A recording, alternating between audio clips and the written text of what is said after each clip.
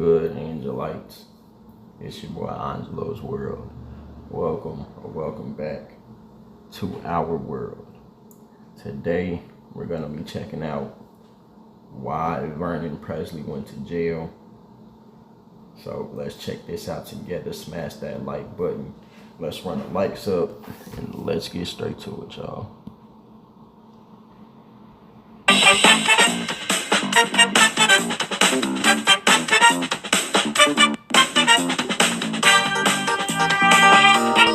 This says the Spy Guy tells you the story of how Vernon Presley ended up in prison in 1938 and how Gladys Presley got him out.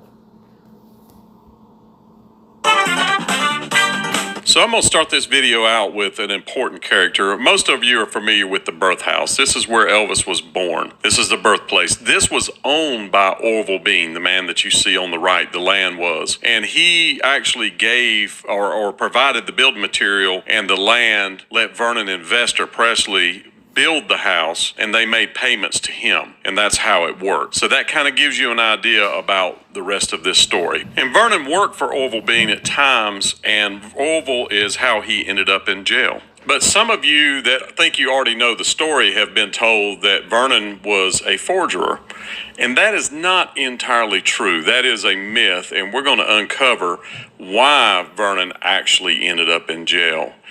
And it was not that he forged anything. Check this out. So friends, you may or may not have seen the video I did earlier of the Tupelo Mill Village area where Gladys worked in this garment factory right here.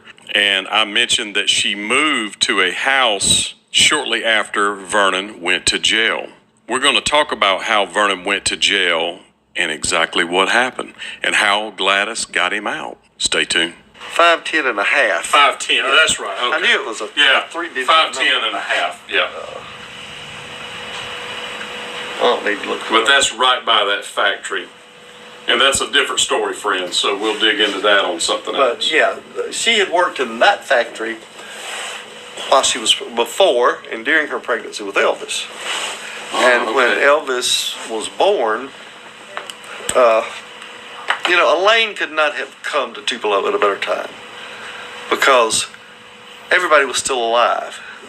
We even got to talk to Gladys's contemporaries, her childhood contemporaries that grew up with her, her co-workers at the factory, and some of whom were acquaintances and or friends of mine because my family came from that same economic background. They had moved from the farms to East Tupelo, just like Gladys's family had moved from the farms to East Tupelo. And they were factory workers, my parents. And one of the ladies in the Historical Society who I was real close to, Mrs. Murtis Finley Collins, she was a school teacher, but during the Depression, she went to work in the factory. She couldn't get a job teaching and worked with Gladys. And when Elvis was born, the line that Gladys worked on all pitched in and made up money, which is not uncommon, but because of who they were, any special, they'd done it for anybody. And Murtis had to pass their house, the birthplace, on the way home because she lived at Eggville. And she carried the money by, and she said the instructions from all the girls were, be sure and don't give it to him. Meaning Vernon, be sure you give it to Gladys, because they knew Vernon would just go through it like, as my daddy used to say, and I never did know why he said it. It was something like castor oil through a widder. He called him a widder woman. And I always wanted to ask him, I don't know what you mean, Daddy. I wished I'd have asked, because he was always saying that phrase. So when she was pregnant with him and she worked at that factory, they lived at the birth house? Oh, yeah. Okay. Yeah. They lived at the birth house until he's 3 years old and Vernon goes to prison. Okay. And then that's when they have to go to Maple Street. Okay, so Maple Street was the next house. Yes. Okay. And the whole time they were on Maple, Gladys never worked a job. Now, she worked getting Vernon out of prison, and I'll show you that. So she did not When they were at Maple, even though it was right by the factory, Yeah. she didn't walk to that factory. No. Okay. Wait, they said she worked to get Vernon out of jail. She worked doing what? Are they gonna tell me that? Or do I gotta find it on my own? She worked doing what to get him out of jail?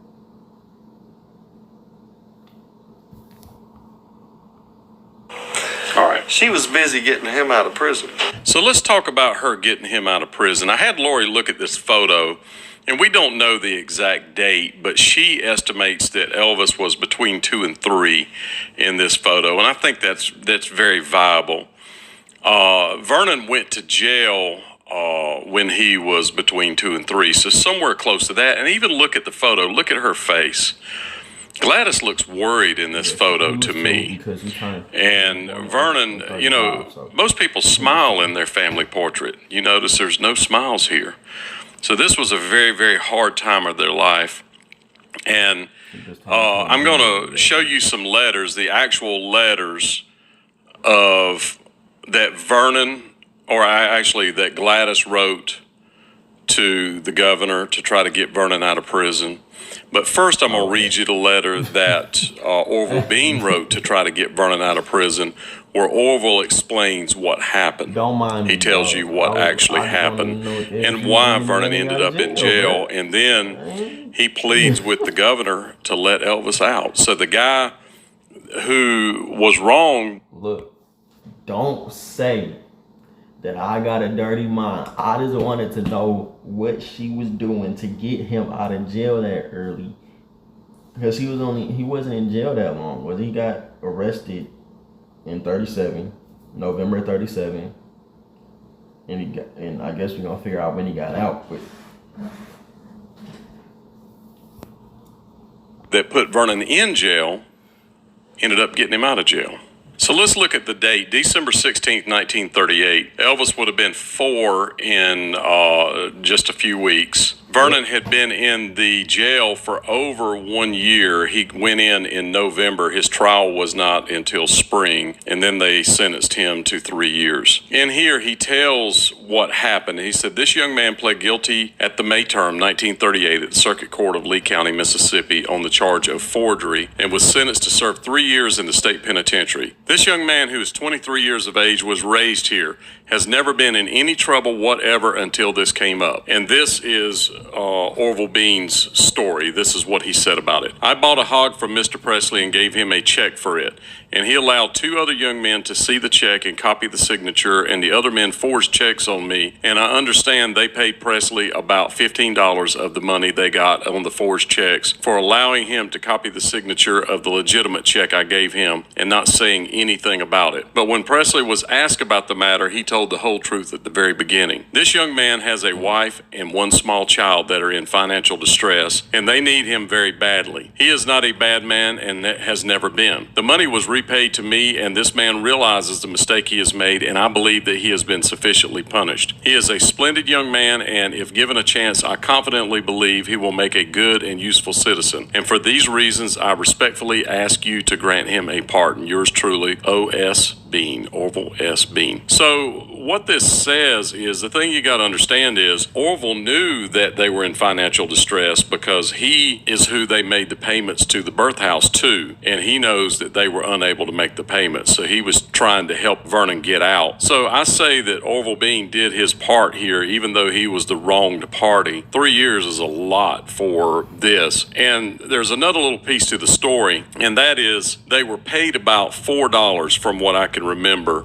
for the hog, and they felt like they should have been paid more than that. The forged checks that they are talking about totaled about $40. The other 2 guys kept the 25 and split it between them, and then Vernon got about 15. And I believe those numbers to be pretty accurate. And one little last thought here is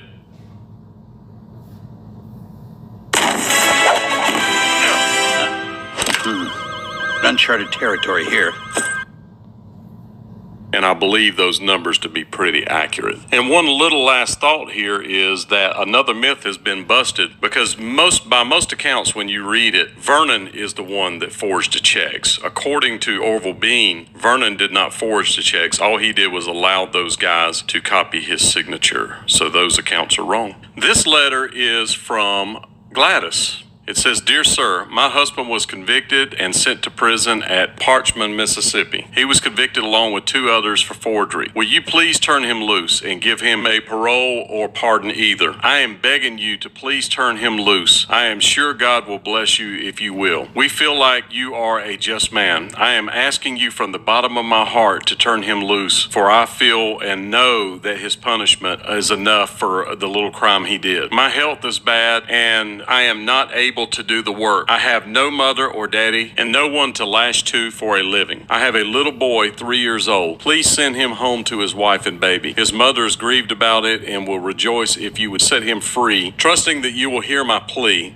With God's blessing upon you, Miss Vernon Presley, Tupelo, Mississippi." That was written November 25th, 1938, which if you'll remember is before the Orville Bean letter. So she wrote this and then Orville Bean. Look at the handwriting. If you look at her signatures on some other things, her handwriting was not that good. I don't know who wrote this, but it was definitely not Gladys, but it was written for Gladys.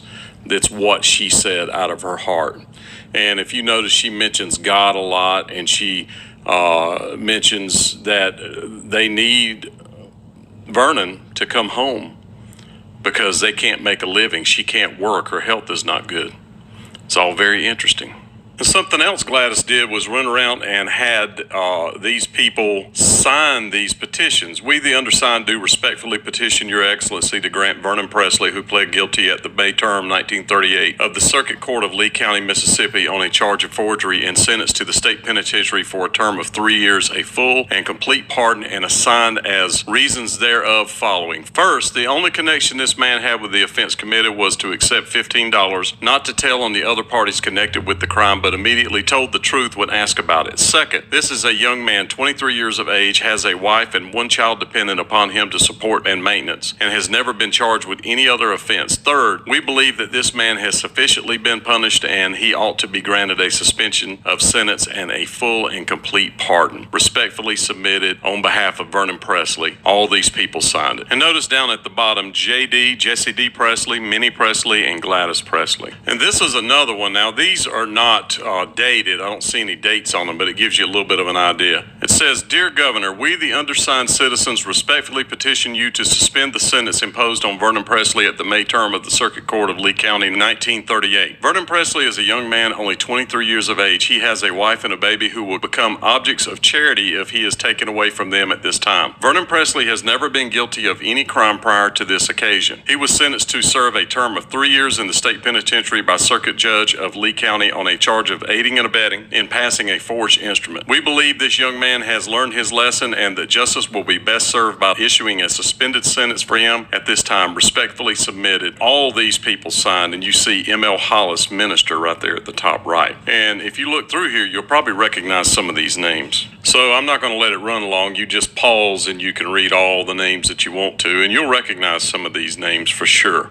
Now, the last document that I have is where after he was out, they were trying to get him a full pardon. And it says, "We, the undersigned, do respectfully ask that you grant to Vernon Presley, who is now under a suspended sentence until August 6, 1939, a full and complete pardon and assign as reasons thereof the following. First, this man has never been in any trouble whatever except for which he was sentenced to the penitentiary, and we believe that he has been sufficiently punished. Second, Vernon Presley has a young wife and 1 child, a boy about 4 years of age, that are dependent upon him, and since his sentence has been suspended, he has been living with, taking care and supporting his family and making an upright citizen. Third, the members of this little family are happy and getting along nicely, and his wife and child are unable to make a living without the husband." And this is signed by many people. One of them is Roy Martin, the mayor of East Tupelo, which is where they lived in some later times, as you heard Roy talking about. Check it out. The next document is more people that signed it. And if you look at the very top right, it says Miss Erin Kennedy, which is supposedly Elvis's friend that they named Elvis after, her son. So how did she survive financially during this time? Living off of her aunt. I mean, her aunt and uncle took her in and took care of her. So that was their house on that? Oh, yeah, that was their house. Okay, that makes sense. I mean, she lived with them in that house and with their kids. Okay, let me zoom in on that. So that's Jesse wrote and signed it, autographed it with 2 S's. This is actually thanking the governor for pardoning him, if I'm not mistaken. Yeah, he got a pardon because giving an erring lad a chance. Newspaper article. Yeah. The telegram from the governor pardoning him, it's in these files. So he would have been there for like 3 years if he hadn't got pardoned. Oh, yeah. And just so you know, parchment was not a walk in the park. Back then, they believed in punishing people. Nowadays, they slap people on the hand, but back then it was a real punishment to be there. And Cool Hand Luke, the movie, and also Oh Brother, Where Art Thou were both based off of this particular prison, parchment. So when you watch these movies, keep in mind that that is where Vernon was, in that kind of setup, which could not have been pleasant, and I'm sure he remembered that for the rest of his life, as well as being poor. So friends, they asked for a pardon, but Vernon was a convicted felon at this point, which made it hard for him to get a job. He was indeed pardoned by the governor at about his Elvis's 6th birthday is what we estimate. But I want you to look back at this photograph right here again. Notice that Gladys's hand is on Vernon's shoulder, as if to try to keep her family together. This had to be a sad time, and I don't think she knew at this moment that he was going to be arrested. I think this was just before that happened. But this could have theoretically, Lori said he could be 4 years old at this time, so this could have been when he got out of jail. I don't know if this is before or after, but we do know it was during that period of time, and that had to really scar them. And I also heard stories that Noah, Vernon's brother, was actually the mayor of Tupelo at a point, and he would take the local school bus and take Gladys and Elvis to see Vernon at Parchment. I believe that to be a fact. I believe that is absolutely a true story. This is just another piece of that Elvis puzzle that you have to understand that these people were poor. When I say poor, they were poor. $15, which is what Vernon received for his part in that, was a lot of money at that time. And I'm sure that they really needed it. So now that gives you a little bit more insight onto why Vernon was so tight with Elvis's money. He was afraid they might be poor again. And Gladys tightened up and got Vernon out of jail. Yes, indeed she did. She worked hard and made it happen. That lady had tenacity. And she loved her husband and her son very much, clearly. Yeah,